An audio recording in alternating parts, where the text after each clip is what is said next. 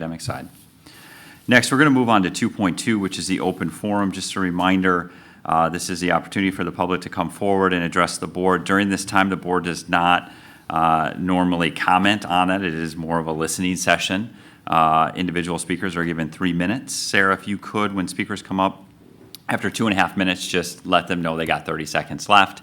Please try to abide by those rules. I will ping you after you go over a little bit, 15 seconds or so, but it just keeps things smoothly. But it's a great opportunity to address the board and talk to us as well.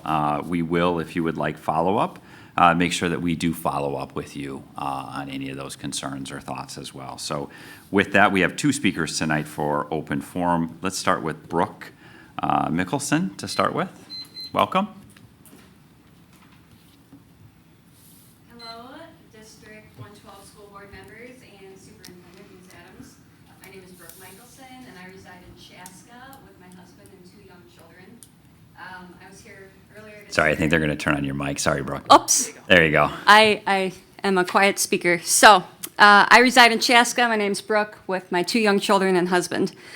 First of all, I'd like to thank all of you for your decision this summer to keep masks optional for our kids.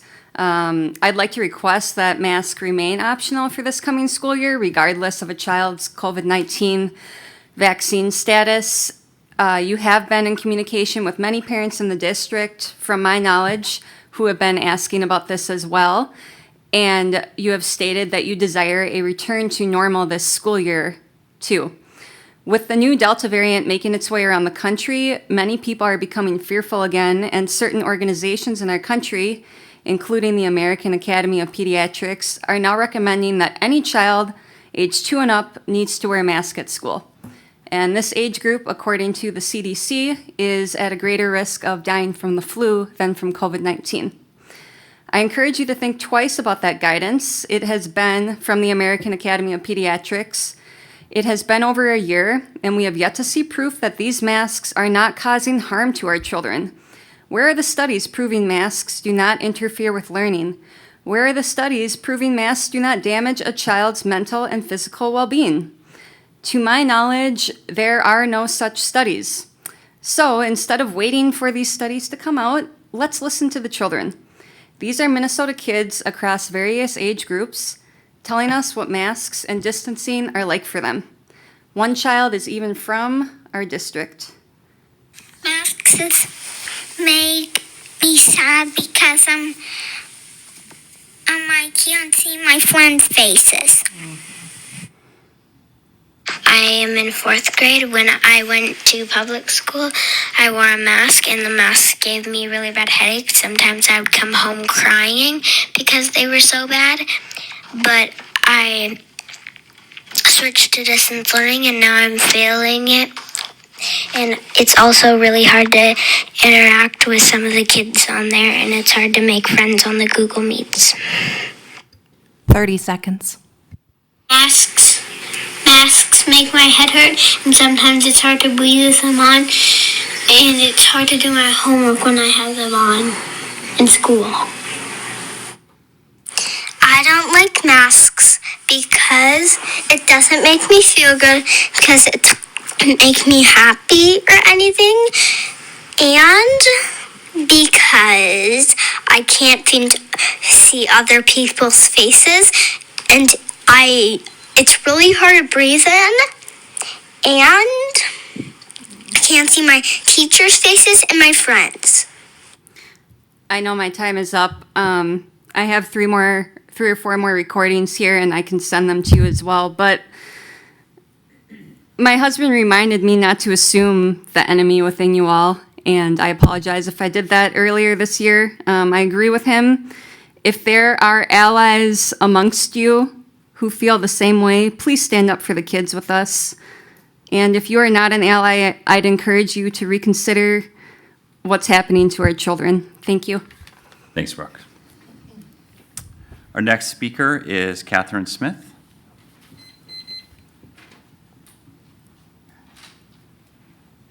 I'll just take this off so you can hear me. I'm Kathy Smith, and I also reside in Chaska. I came here tonight. Oh, and you know what? I brought your agenda, not my thing. I'll go grab it. All right. I am a parent. I have a nice teacher voice, so. I'm a parent, and all three of my children go to Eastern Carver County schools. My youngest is 6, and she will go to first grade next year at La Academia.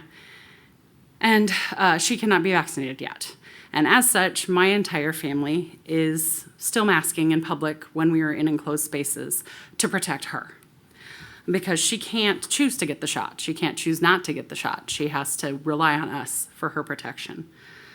Because her and other children too young to be protected against COVID, it's crucial to require masks in schools for at least those unvaccinated, as well as on buses and other school programs, to keep our community safe. It worked last year. It kept us safer. You're never 100% safe.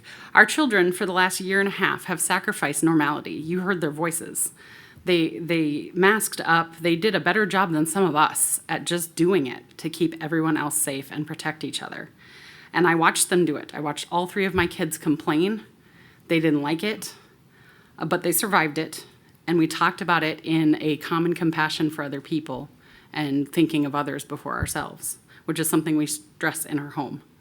The resurgence of a more contagious COVID strain and a loosening of safety protocols will endanger our children. Recent series of news articles just came out saying that quoting an FDA official who stated the COVID vaccine for children under 12 will not be available till midwinter, which means if that's so, our children will go most of this school year without the opportunity to be vaccinated at the elementary level. Medical experts are warning us about the aforementioned Delta variant and the Delta Plus variant, which we know very little about. What we do know is that it is more contagious and it is more likely to cause serious illness in kids. This worries me. Taking all of this into account, I think as a community, reinstituting public health protections to care for our littlest citizens is kind of the least we can do. We should do everything to minimize the risk. These kids worked so hard to help us this last year when the adults were at higher risk. I know it's been a long year and a half. 30 seconds. My kids were in online learning last year. They hated it. It was a struggle. I hated it. My high schooler got vaccinated as soon as he could, but even before that, we put a mask on him and sent him back to school because he was failing. There are no easy answers to this. But I'm sending them back to in-person learning this fall because I trust you and I trust your judgment and I know that you listen to experts and you keep kids safe. I very much wanted to tell my kids they wouldn't have to wear masks this fall.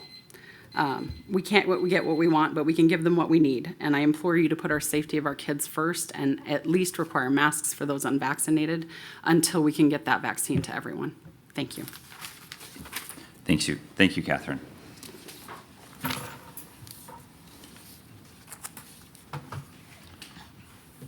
Next, we'll move on to the consent